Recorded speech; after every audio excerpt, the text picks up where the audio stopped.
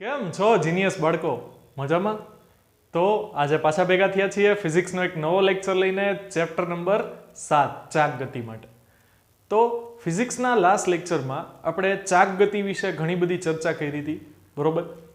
જુદા જુદા કોન્સેપ્ટનું ડિસ્કશન કર્યું હતું, જેમાં એક હતું કોણીય વેગમાનનું સંરક્ષણ. જેમાં આપણે કીધું હતું કે જો પદાર્થની જડત્વની ચાક માત્રા ઘટશે તો એનો કોણીય વેગ વધશે, અને જો પદાર્થની જડત્વની ચાક માત્રા વધશે અથવા ઘટશે તો સામે એ પ્રમાણે કોણીય વેગમાં ફેરફાર, બરોબર? જો ચાક માત્રા વધે તો કોણીય વેગ ઘટે, જો ચાક માત્રા ઘટે તો કોણીય વેગ વધે, બરોબર? શું કામ? એના માટેના પ્રેક્ટિકલ ઉદાહરણ ને એવું બધું આપણે ઘણું જોયું હતું. અને છેલ્લે આપણે નાનકડી એવી ચર્ચા કરી હતી ગબડતી ગતિ વિશે, બરોબર? હવે ગબડતી ગતિમાં તમને યાદ હોય ને તો આપણે એવું કીધું હતું કે જો કોઈ પદાર્થ છે એ ગબડે છે, એનો મતલબ એ આગળ વધે છે, રેખીય સ્થાનાંતર કરે છે, સાથે સાથે એની મુખ્ય અક્ષને અનુલક્ષીને અથવા કોઈ પણ અક્ષને અનુલક્ષીને જો એ ચાક ગતિ કરે છે, તો ચાક ગતિ કરતો હોય તો એને કંઈક એક નિશ્ચિત કોણીય વેગ હોય, અને એ આગળની તરફ સ્થાનાંતર કરે છે તો એના વેગને આપણે ધ્યાનમાં લેશું. પણ કયા વેગને? તો કે દ્રવ્યમાન કેન્દ્રના વેગને જ આપણે ધ્યાનમાં લેશું.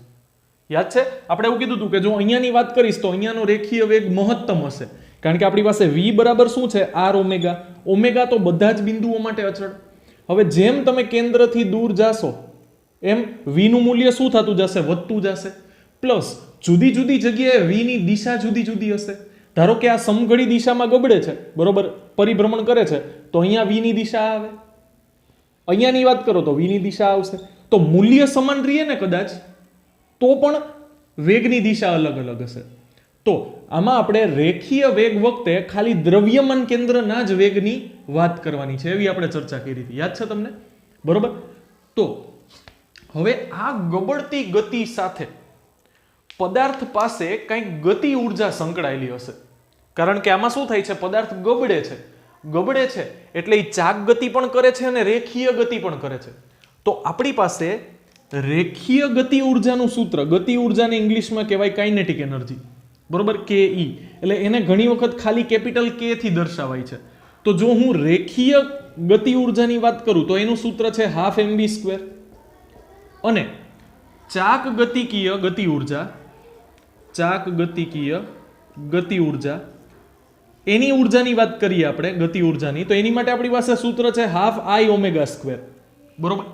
હવે જેમાં i છે એ પદાર્થની જડત્વની ચાક માત્રા છે, ઓમેગા એનો કોણીય વેગ છે, m પદાર્થનું દળ અને v પદાર્થનો વેગ છે, બરોબર? અને અહીંયા આપણે જે વાત કરશું એ કયા વેગની વાત કરશું? તો કે દ્રવ્યમાન કેન્દ્રના વેગની વાત કરશું.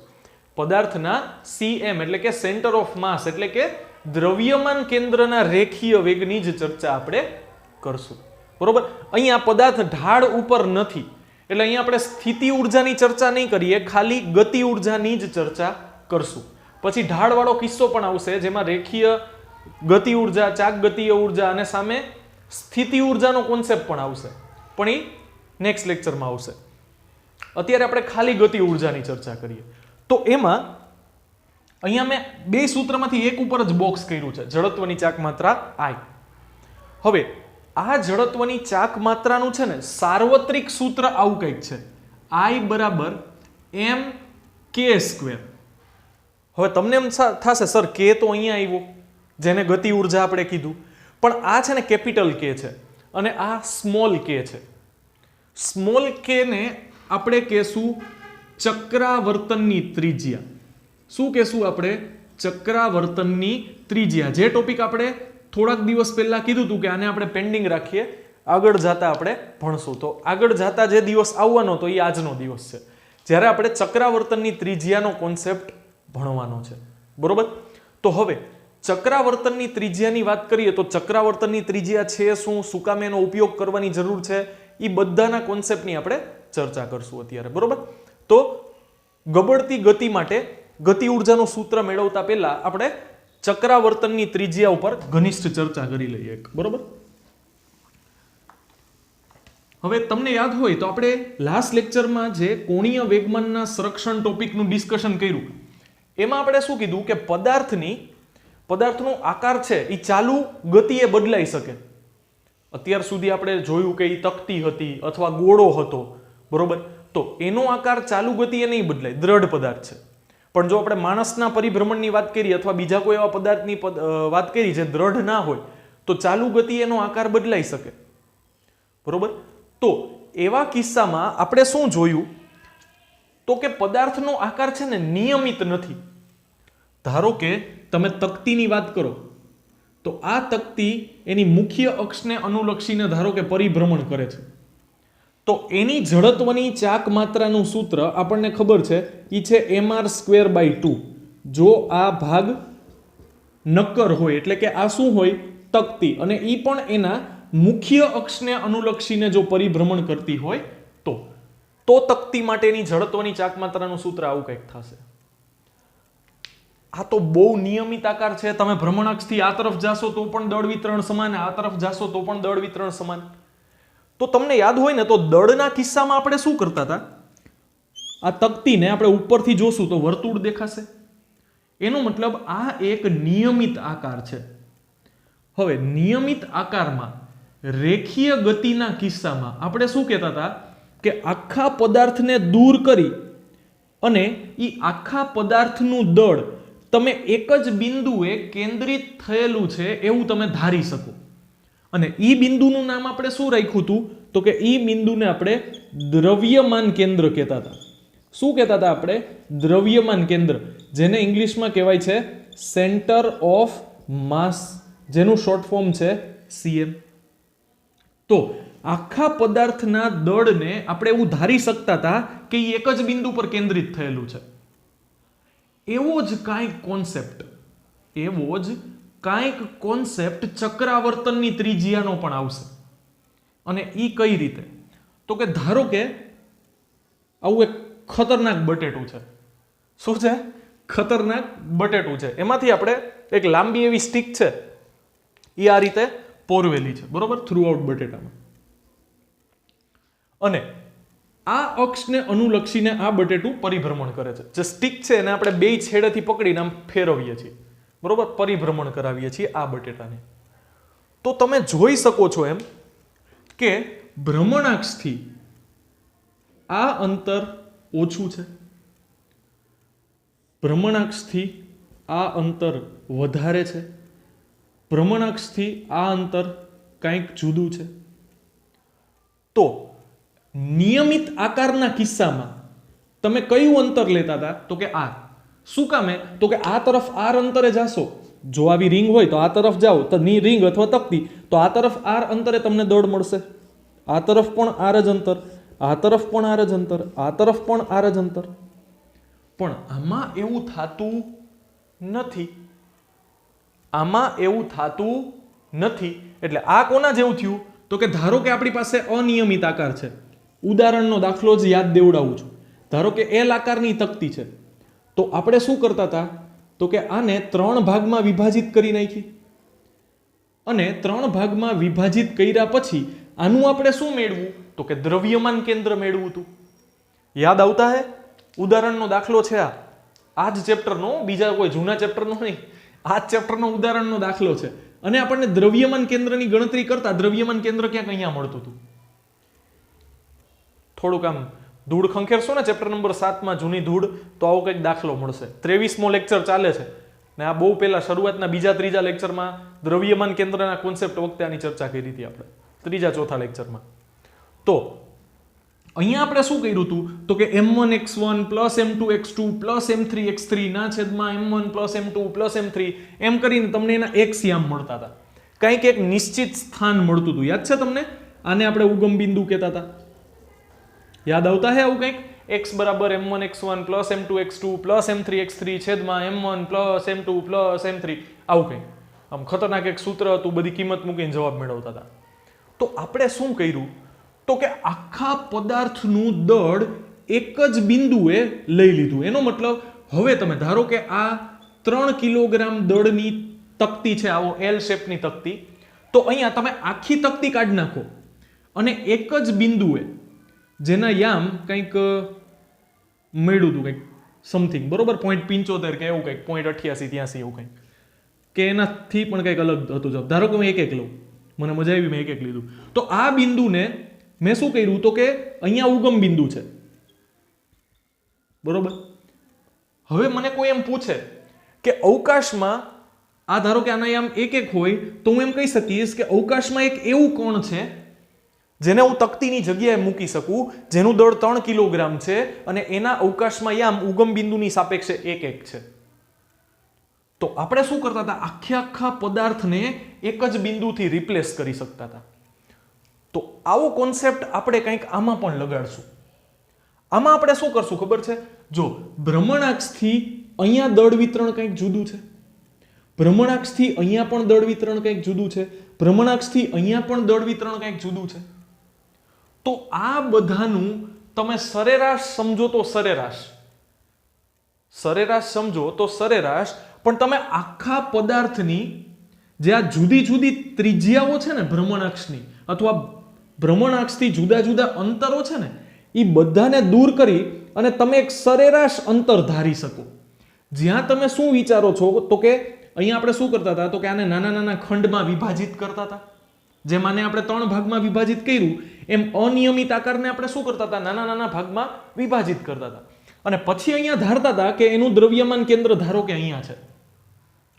તો એના માટે થઈને એની જે ભ્રમણાક્ષથી અંતર થશે ને, એને કહેવાશે એની ચક્રાવર્તનની ત્રિજ્યા, જેને સંજ્ઞા દર્શાવશું આપણે k થી. જો નિયમિત આકાર છે એના માટે પણ દળ વિતરણ છે એ જુદું જુદું થશે. આવીએ છીએ આપણે હમણાં આની ઉપર આવીએ છીએ. આ કોન્સેપ્ટ આમાં હું તમને બેસાડું છું, હમણાં થોડીક વારમાં સમજાઈ જશે તમને શું કામ, બરોબર. પણ એનું જે ઇન જનરલ સૂત્ર છે ને એ આવું છે, mk², જ્યાં k શું છે, તો કે k ચક્રાવર્તનની ત્રિજ્યા છે, અને ચક્રાવર્તનની ત્રિજ્યા શું છે, તો કે ઈ તમને દળ વિતરણનો ખ્યાલ આપે છે. જડત્વની ચાકમાત્રા જ કોની ઉપર આધારિત છે, દળ વિતરણ ઉપર. અને દળ વિતરણ નો ખ્યાલ કોણ આપે, તો કે ચક્રાવર્તનની ત્રિજ્યા. ધારો કે તમે રિંગની વાત કરો. હવે રિંગમાં શું છે, દેખાય છે, દેખાતું જશે આઈ હોપ, હા દેખાય છે, બરોબર. તો રિંગમાં શું થાય છે, તો કે વચ્ચેનો આખો ભાગ કોરો છે.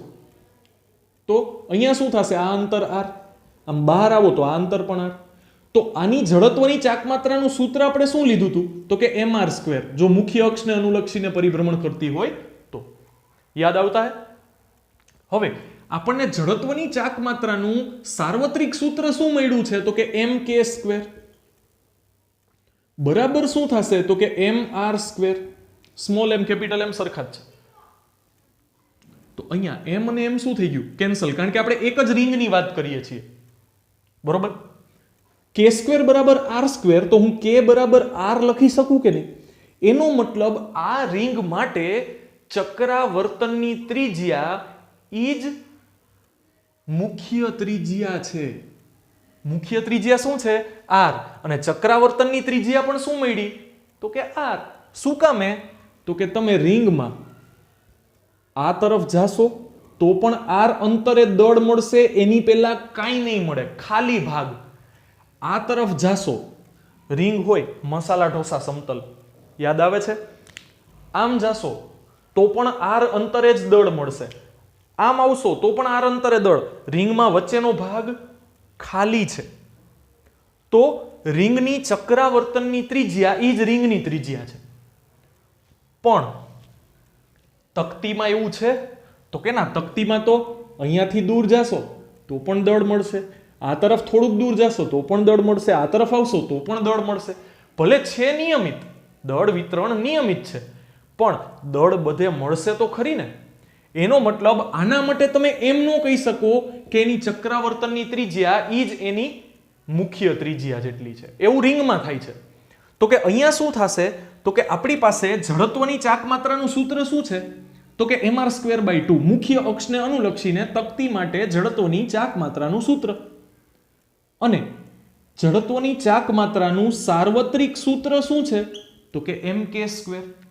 કોઈ પણ આકાર હોય એની જો તમારે ચક્રાવર્તનની ત્રિજ્યા મેળવવી હોય તો તમારે શું કરવાનું, તો કે એનું જે તમને જડત્વની ચાકમાત્રાનું સૂત્ર ખબર હોય ને એને mk² સાથે સરખાવી દેવાનું, જ્યાં m ઈ પદાર્થનું દળ હશે. તો હવે અગેન શું થશે, તો કે m અને m શું થઈ ગયું, કટ થઈ ગયું. તો અહીંયા શું આવશે, તો કે k² બરાબર r² ના છેદમાં 2. હવે જો હું બેય બાજુ વર્ગમૂળ કરું તો k બરાબર શું થશે, r/√2. જો r/2 નથી, r/√2 છે. r/2 એટલે શું થાય, તો કે આ આખી ત્રિજ્યા છે એનું અડધો ભાગ. અહીંયા આ r/2 નથી, r/√2 છે. √2 એટલે કેટલા થાય, 1.41. એનો મતલબ છેદ નાનો થઈ ગયો. છેદ નાનો થઈ ગયો તો જવાબ મોટો થઈ જશે. એનો મતલબ આ તમારી થશે ચક્રાવર્તનની ત્રિજ્યા k અને આ થશે તક્તિની મૂળ ત્રિજ્યા r. ટપા પડતા હે. એટલે અહીંયા શું થતું હતું, નજીક પણ દળ વિતરણ છે, દૂર પણ દળ વિતરણ છે. આપણે શું લેવાનું, સરેરાશ. અને સરેરાશનું સૂત્ર અહીંયા જેમ આપણને મળતું હતું ને m1x1 + m2x2 + m3x3, એવું કોઈ અહીંયા નિશ્ચિત સૂત્ર આપણે બેસાડી શકશું નહીં. એટલા માટે થઈને આપણે પહેલા શું કરી લીધું, પહેલા આપણે જડત્વની ચાકમાત્રાના સૂત્ર યાદ રાખી લીધા. તે દિવસે પહેલા તમને આ ટોપિક ભણાવવાનું રીઝન શું, પહેલા શું કામે મેં તમને જડત્વની ચાકમાત્રા પહેલા મેં તમને શું કામે જડત્વની ચાકમાત્રાનો કોન્સેપ્ટ સમજાવ્યો ત્યારે ચક્રાવર્તનની ત્રિજ્યા નો સમજાવી. એનું કારણ એ કે હવે આપણી પાસે આ બધા સૂત્રો આપણી પાસે કંઠસ્થ છે. કેવા છે, કંઠસ્થ. હવે આપણી માટે બહુ સહેલું કામ છે, જે સૂત્ર યાદ છે એને ખાલી mk² સાથે સરખાવી દો, k મળી જશે. સાચી મેથડ શું છે ખબર છે, પેલા k મેળવવાનો. k મેળવો, એને સૂત્રમાં મૂકો mk². હવે ધારો કે હું k નું મૂલ્ય મૂકું r/√2 ને આખાનો સ્ક્વેર, તો આનો જવાબ મને શું મળશે, mr²/2. તો સાચી રીત આ છે. આમ ચાલવાનું, પેલા k મેળવવાનું. એની એક રીત છે જે આપણા સિલેબસમાં નથી ને આપણે એમાં બહુ ઘનિષ્ઠ ચર્ચા કરવી નથી, પણ પેલા શું કરવું પડે, k મેળવવો પડે. k ને તમે mk² માં મૂકો પછી જડત્વની ચાકમાત્રાનું સૂત્ર મળશે. આપણે શું કર્યું, જડત્વની ચાકમાત્રાનું સૂત્ર યાદ રાખી લીધું. એની પાછળના લોજિક મેં તમને આપ્યા. એક દાખલાનું સોલ્યુશન આપ્યું હતું સંકલનની રીતથી. રિંગ માટે આપણે સંકલનની રીતનો ઉપયોગ કરીને પછી તો આપણે ઉદાહરણ સોલ્વ કર્યા હતા, બરોબર. સળિયા માટે પણ વાત કરી હતી. તો આ રીતે પેલા જડત્વની ચાકમાત્રાનું સૂત્ર મેળવવાનું, એને mk² સાથે સરખાવવાનું, એમાંથી k નું મૂલ્ય મેળવવાનું, જ્યાં k આપણી શું થશે, ચક્રાવર્તનની ત્રિજ્યા. અને ચક્રાવર્તનની ત્રિજ્યા એટલે આપેલ આકારમાં કોઈ એવા બિંદુનું ભ્રમણાક્ષથી અંતર કે જ્યાં તમે આખા પદાર્થનું દળ કેન્દ્રિત થયેલું છે એવું તમે ધારી શકો. ટપા પડતા. આમ તમે જોવા જાવ ને તો આ તકતી છે ને એ એક નિયમિત આકાર છે, અને નિયમિત આકારનું દ્રવ્યમાન કેન્દ્ર ક્યાં હોય, તો કે એના ભૌમિતિક કેન્દ્ર પર. તો આમ તમે જોવા જાવ તો આ જે તકતી છે એનું દ્રવ્યમાન કેન્દ્ર ક્યાં આવશે, તો કે અહીંયા. તો એનું ભ્રમણાક્ષથી અંતર કેટલું, તો કે 0, કારણ કે દ્રવ્યમાન કેન્દ્ર છે જ ક્યાં, તો કે ભ્રમણાક્ષ ઉપર. એટલે તમે ઈ કોન્સેપ્ટ અહીંયા નહીં બેસાડી શકો, ઈ લોજિક અહીંયા નહીં લાગે. અહીંયા તમે ભ્રમણ વખતે એવું ધારી શકશો, જેમ મેં તમને કીધું ને સરેરાશ ત્રિજ્યા, અહીંયાથી અંતર r1 જુદું છે, અહીંથી r2 જુદું છે, અહીંયા r3 જુદું છે. અહીંયા આપણે સરેરાશ અંતર લીધું, એટલે ખરેખર અહીંયા cm લખવું પણ ખોટું છે. એવું બની શકે કે આ પદાર્થનું cm દ્રવ્યમાન કેન્દ્ર અહીંયા હોય. એટલે આ છે ને એ સરેરાશ અંતર છે એવું આપણે માની, સરેરાશ જેવું કંઈક. ખરેખર આની ડિટેલ ડેફિનેશન, ડિટેલ વ્યાખ્યા અને આનો કોન્સેપ્ટ તો બહુ ડિટેલમાં છે, જે આપણા સિલેબસમાં નથી. એટલે આપણે આવું કંઈક માની લેશું કે ચક્રાવર્તનની ત્રિજ્યા આવી કંઈક સરેરાશ અંતર થશે કોઈ પણ આકાર માટે, બરોબર. તો અને ચક્રાવર્તનની ત્રિજ્યા તમને ખ્યાલ કોનો આપશે, દળ વિતરણનો. અને દળ વિતરણ પરથી તમને શું મળે, જડત્વની ચાકમાત્રા. ટપા પડતા હે. એટલે આ રીતે સ્ટેપ બાય સ્ટેપ આપણે જવાનું છે. હવે આપણે છે ને અમુક જાણીતા આકારની ચક્રાવર્તનની ત્રિજ્યા મેળવીએ. એ જાણીતા આકાર કયા, તો કે જેના માટે ઓલરેડી આપણે જડત્વની ચાકમાત્રાના સૂત્ર મેળવી લીધા છે. હવે એવા આકાર કયા, તો કે રિંગ, રિંગ મુખ્ય અક્ષને અનુલક્ષીને, રિંગ વ્યાસને અનુલક્ષીને. યાદ આવતા હે ને, આવું બધું આવ્યું હતું કંઈક, કે ભૂલી ગયા? ભૂલી ગયા એવું તો નહીં ચાલે, બરોબર. તો રિવાઇઝ કરી લેજો પાછું પોઝ કરીને, એટલે પછી આપણે જ આગળ વધશું. બરોબર. હવે સૌથી પહેલા આપણે રિંગ માટે ભણ્યા. રિંગ માટે મુખ્ય અક્ષને અનુલક્ષીને, બહુ ડિટેલમાં નથી લખતો, બરોબર, તમને ખબર જ હશે. રિંગ માટે આપણી પાસે મુખ્ય અક્ષને અનુલક્ષીને જડત્વની ચાકમાત્રાનું સૂત્ર છે mr², અને આપણી પાસે જડત્વની ચાકમાત્રાનું સાર્વત્રિક સૂત્ર છે mk². તો m કેન્સલ થઈ જશે. તમે અહીંયા કહી શકો k બરાબર r. રિંગ માટે આ પહેલું છે મુખ્ય અક્ષને અનુલક્ષીને, બીજું વ્યાસને અનુલક્ષીને. વ્યાસને અનુલક્ષીને જડત્વની ચાકમાત્રાનું સૂત્ર થશે mr²/2. તો એને આપણે સરખાવશું mk² સાથે, તો k² બરાબર થશે r²/2, તો k બરાબર થશે r/√2. યાદ આવતા હે? હવે રિંગ માટે જે વ્યાસને અનુલક્ષીને છે એ તક્તી માટે મુખ્ય અક્ષને અનુલક્ષીને થશે. તક્તી માટે મુખ્ય અક્ષને અનુલક્ષીને જડત્વની ચાકમાત્રાનું સૂત્ર છે mr²/2. તો પાછી ગણતરી કરશું તો k બરાબર મળશે r/√2. વ્યાસને અનુલક્ષીને જડત્વની ચાકમાત્રાનું સૂત્ર છે mr²/4. તો k શું થશે? r/2. શું કામે? તો કે mk² સાથે સરખાવીએ તો કેન્સલ થઈ જાય. r²/4 નું વર્ગમૂળ કરશો તો r/2 મળશે. તો વ્યાસને અનુલક્ષીને એવું થશે. શેના માટે? તક્તી માટે. હવે જેવું રિંગ અને તક્તી માટે થશે એવું જ પોલા નળાકાર અને નક્કર નળાકાર માટે થશે, એટલે એ નથી કરાવતો. પછી આવશે સળિયો. સળિયા માટે મુખ્ય અક્ષને અનુલક્ષીને જડત્વની ચાકમાત્રાનું સૂત્ર છે ml²/12.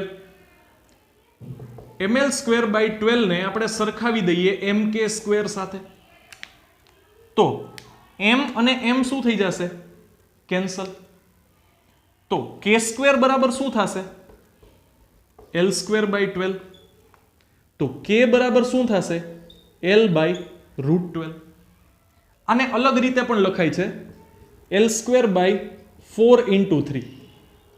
હવે 4 × 3 નું તમે વર્ગમૂળ કરો તો 4 નું વર્ગમૂળ થશે 2 ને √3 એમને રાખીએ તો તમે 12 ને 2√3 પણ કહી શકશો. બરોબર. તો સળિયા માટે મુખ્ય અક્ષને અનુલક્ષીને જડત્વની ચાકમાત્રાનું સૂત્ર ml²/12. ચક્રાવર્તનની ત્રિજ્યા k નું સૂત્ર થશે l/√2 અથવા l/2√3. ટપા પડતા હે? ચક્રાવર્તનની ત્રિજ્યાનો કોન્સેપ્ટ થોડો ક્લિયર થઈ ગયો હશે. બરોબર. થોડુંક વિચારશો વધારે સમજાશે. તમારી જાતે જેટલું વિચારશો ને એટલું વધારે સમજાશે. આપણે આમાં થોડુંક આમ ટૂંકમાં એક્સેપ્ટ કરવાનું થશે, કારણ કે ડિટેલમાં આપણા સિલેબસમાં છે જ નહીં.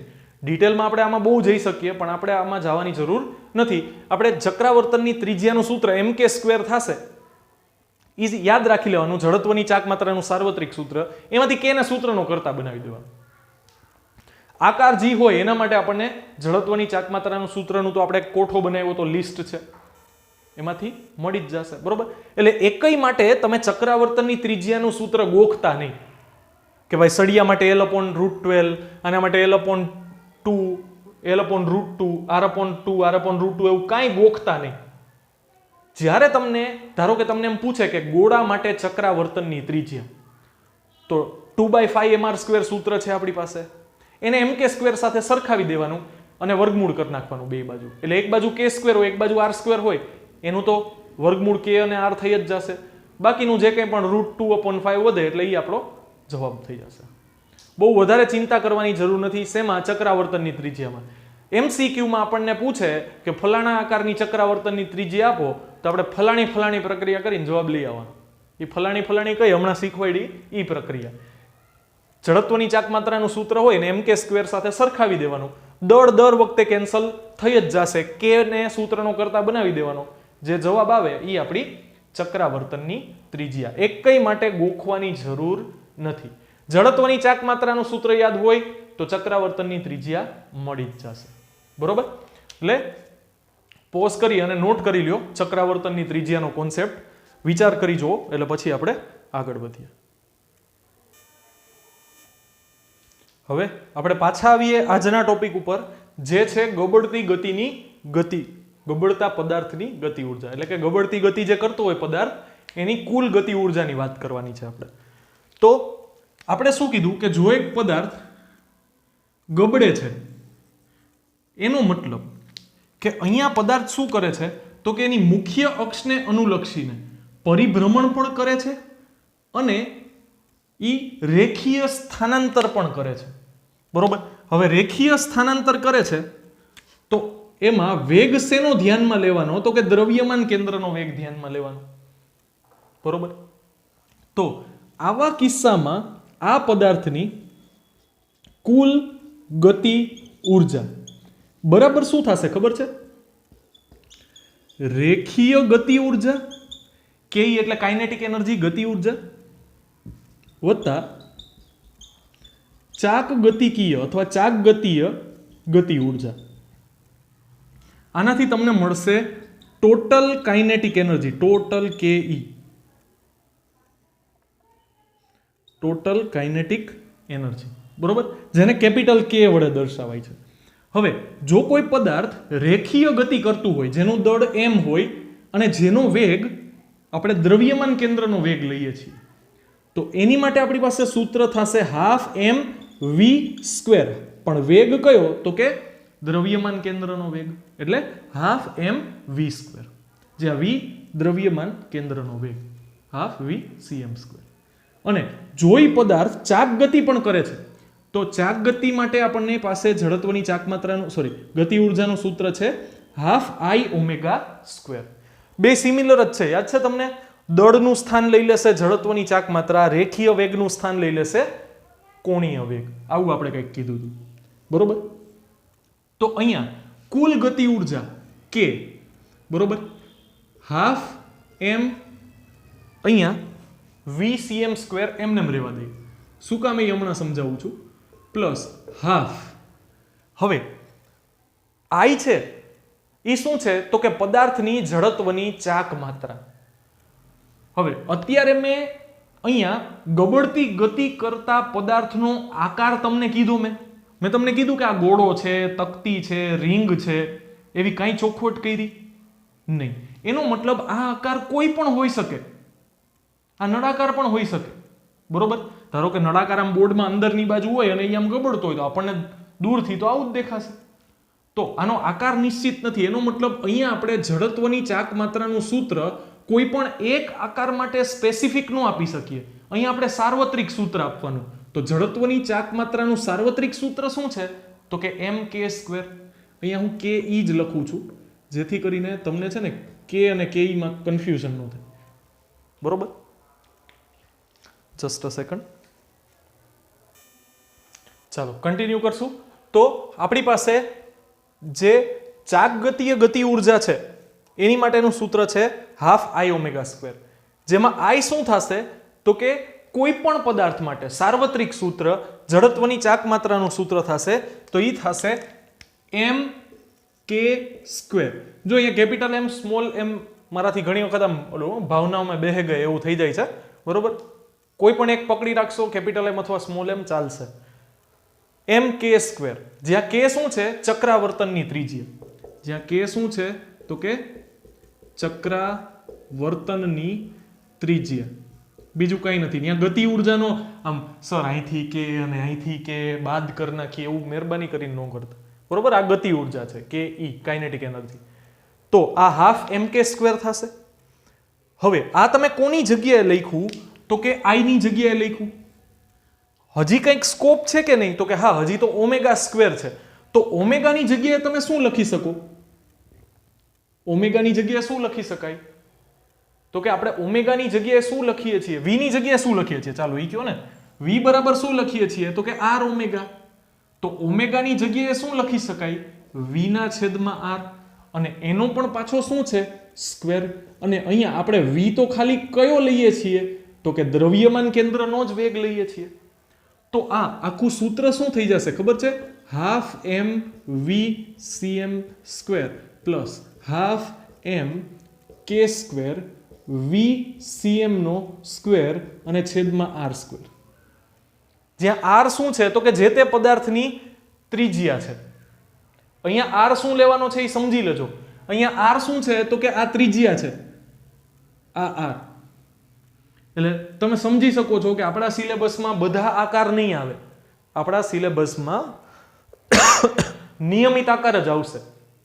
તકતી થઈ ગઈ, રિંગ થઈ ગઈ, બરોબર, નળાકાર થઈ ગયો, એવા ગોળો થઈ ગયો, એવા નિયમિત આકાર જ આવશે. એટલા માટે થઈને અહીંયા આર આવશે, બરોબર. હવે કંઈક કોમન નીકળે એમ છે તો કે હા, પેલા તો 1/2 છે જ બધે, પછી એમ છે બેયમાં, અને VCM છે, એનો સ્ક્વેર છે, આટલું તો કોમન છે જ. તો કે અહીંયા તો આખે આખું પદ કોમન નીકળી ગયું, તો ત્યાં શું વધે? 1 પ્લસ અહીંયા શું વધશે તો કે હાફ નીકળી ગયું, એમ નીકળી ગયું, VCM સ્ક્વેર નીકળી ગયું, તો વધશે શું? K સ્ક્વેર ના છેદમાં R સ્ક્વેર. તો આ થઈ જશે આપણી ગતિ ઉર્જાનું સૂત્ર. તો કે કઈ ગતિ ઉર્જા? તો કે કુલ ગતિ ઉર્જા. કઈ ગતિ ઉર્જા? કુલ ગતિ ઉર્જા. કયા પદાર્થની કુલ ગતિ ઉર્જા? તો કે ગબડતી ગતિ કરતા પદાર્થની કુલ ગતિ ઉર્જા. ગબડતી ગતિ કરતા પદાર્થની કુલ ગતિ ઉર્જા, જેમાં કુલ ગતિ ઉર્જામાં કઈ કઈ ઉર્જા આવે? તો કે રેખીય ઉર્જા અને ચાકગતિકીય ગતિ ઉર્જા. રેખીય સ્થાનાંતર પણ કરે છે, રેખીય ગતિ ઉર્જા આવે. પોતાની અક્ષ ઉપર પરિભ્રમણ કરે છે એટલે ચાકગતિ કરે છે, તો ચાકગતિકીય ગતિ ઉર્જા પણ આવે. એ બે ગતિ ઉર્જાનો સરવાળો કરશો ત્યારે તમને કુલ ગતિ ઉર્જા મળશે, જેનું સૂત્ર કંઈક આવું હશે. અને આની ઉપર આધારિત એક ખતરનાક સમ છે જે આપણે નેક્સ્ટ લેક્ચરમાં સોલ્વ કરવાના છીએ. એટલે અહીંયા ઓફિશિયલી આપણા આ ચેપ્ટરની થિયરીનો આપણે અંત આણીએ છીએ. થિયરી છે થિયરી વાળો પોર્શન છે અહીંયા પૂરો થાય છે. એક ઉદાહરણ બાકી છે અને પછી સ્વાધ્યાય બાકી છે, બરોબર.